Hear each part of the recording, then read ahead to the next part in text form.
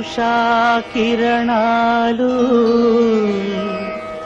తిమిర సంహరణాలు. ఈరోజు ముఖ్యాంశాలు.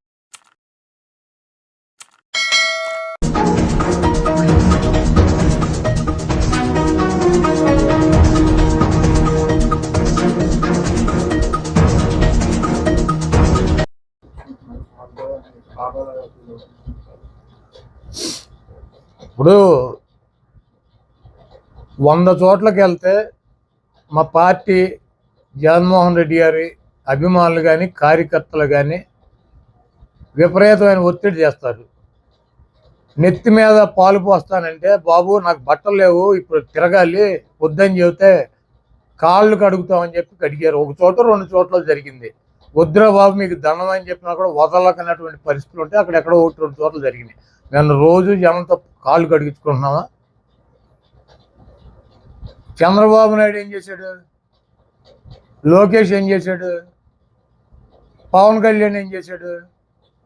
వీళ్ళ డప్పులు వీళ్ళే పెట్టుకుని, వీళ్ళ తమ్ముళ్ళని వీళ్ళే పోగేసుకుని, వీళ్ళ దండలు వీళ్ళే తెచ్చుకుని, మరి ఇవన్నీ ఏంటి?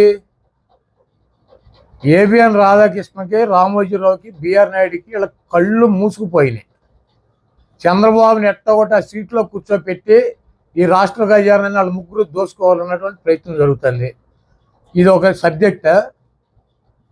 ప్రచారంలో వెళ్తే ఒక చెంబు నీళ్ళు కాళ్ళ మీద పోతే అదొక సబ్జెక్టా?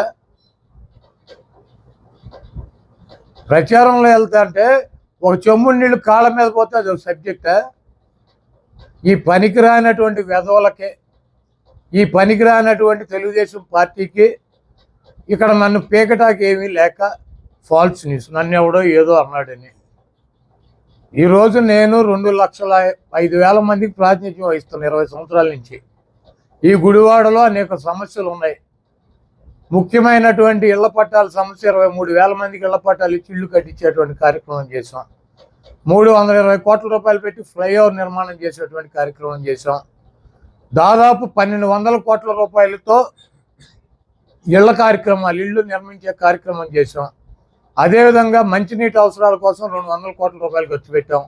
రోడ్లు వేయడానికి 200 కోట్ల రూపాయలు ఖర్చు పెట్టాం. ఎన్ని చేసినా కూడా డ్రైన్లనో రోడ్లనో సమస్యలు ఉంటాయి. వాటిని అడుగుతూ ఉంటారు ప్రజలు, మాకు ఈ సమస్య ఉంది, ఇది క్లియర్ చేయలేదు అని. మేము చెప్పుకుంటాం, మా ప్రయారిటీలు ఇవి. మీకు డీబీటీ స్కీమ్ కింద 2,200 కోట్ల రూపాయలు ఈ గుడివాడ నియోజకవర్గ ప్రజలకు ఇచ్చారు. 2,000 కోట్ల రూపాయల అభివృద్ధి కార్యక్రమాలు ఇచ్చారు.